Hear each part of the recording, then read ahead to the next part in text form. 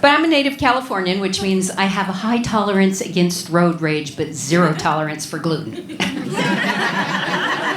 Yeah, one of my favorite pastimes, I love watching tourists because outsiders go nuts over celebrity sightings. And I'm like, yeah, who cares if you see Brad Pitt? For me, nothing gets me more excited than seeing green lines on Google Maps. Yes. Doesn't happen often, at least not for me, because I live in Hollywood, which is glamorous to anybody who's never been to Hollywood. So I'm also a parent. Any parents out there tonight? Okay. I could guess that you guys were because, when you become a parent, those limited amount of fucks that you have left in the jar, you lose like 5 per kid immediately, and then you're out of them right away. Yeah. So I'm a parent, and my kids are in their 20s now. I have 2 kids that are in their 20s. But long before they were born, I tried to get pregnant, but I couldn't. It just wasn't happening. So my then husband at the time and I decided, forget the whole thing. We're just going to sell the house at the beach and move to Park City, Utah to ski. Clearly, we weren't smart enough to know you just need to buy a lift ticket to do that. Not a house. And within a year, I got pregnant. But in my defense, isn't that what happens to any woman who moves to Utah? Within 10 minutes, I had 2 sons 3 years apart. That's some fancy Mormon math right there. But, then I wonder, gosh, they're grown and it seems to have worked out, but I wonder, was I really a good mom? Because sometimes my level of frustration would reach new heights. For example, one time, my kids are about 7 and 4 at the time, and the older one snorted a Lego. Yeah, which became the $8,000 Lego piece when we had to have it surgically removed. Yeah. Then right after that, his younger brother shoved a Lego in his ear. And I thought, no, we're not doing this again. So I got some tweezers. And I dug the fucker right out of his ear. There was some blood, but he can still hear. And that's when I discovered, wow, I am really good at surgery. Who knew? Yeah, it's a good thing that neither one of them ever had a burst appendix, because I think I would have gone after it with my Cutco knives.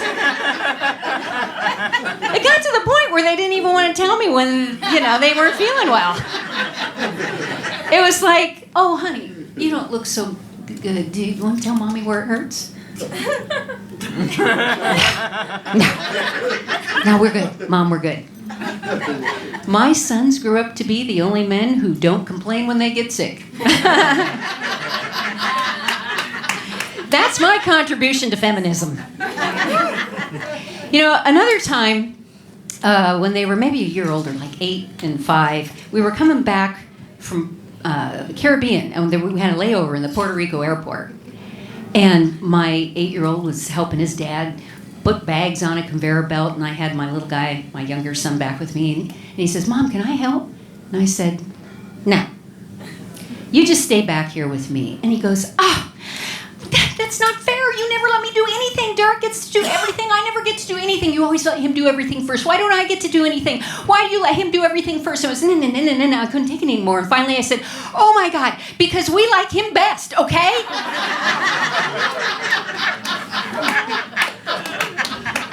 Fortunately, my kids were accustomed to my sarcastic brand of parenting. And he gets up in a little 5-year-old huff, walks around to the other side of me, sits 2 seats over to show me who's boss.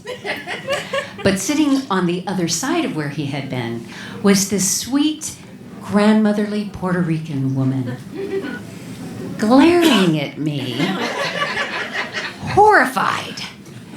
because I had just told my son that we liked his brother best. I didn't know what to do. So I just looked at her and went, well, we do. Well, both my sons grew up to be professional musicians right here in LA, and they actually, you wouldn't know them because they're session musicians and they're jazz musicians, and nobody knows jazz musicians. But because when they were growing up, they're very musical. We had a lot of recitals and all that kind of stuff. So one time they had this piano recital, and it was at a Mormon church. Now, we're not Mormon, but the piano teacher was. And most of her clientele, they were all Mormon as well, but that's fine. So after the recital, there was a reception in the reception hall with a lot of processed foods and non-alcoholic drinks. Oh. Yes. And so we're going down this line and filling our plates with, pizza and cocktail weenies. And my younger son is in front of me. We get to the end, and there's this big punch bowl. And like a big boy, he ladles some punch into a cup, takes a sip, makes a sour face, and dumps it back into the punch bowl. Everybody saw it. And I thought, oh, fuck. And my other son says, Mom, come here. You said that out loud.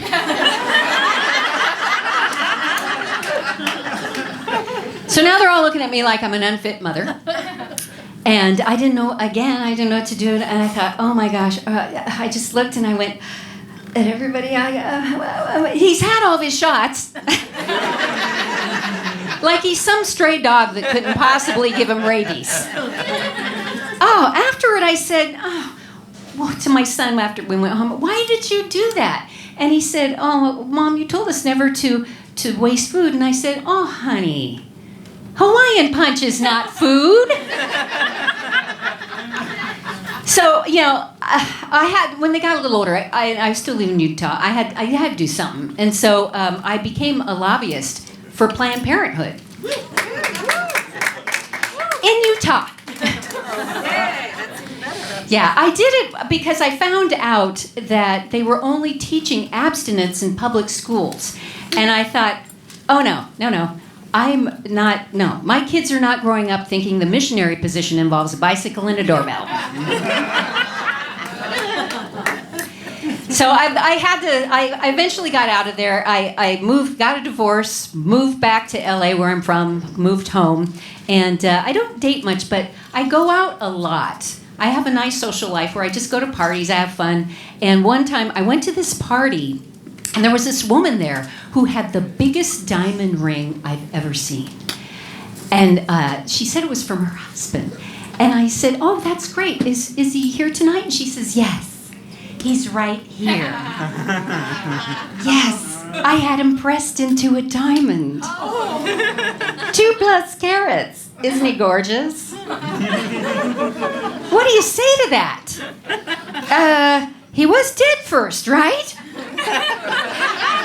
Yes, lung cancer. Oh, she couldn't wait to tell us all about it. When you're cremated, you can have the ashes pressed into fine jewelry.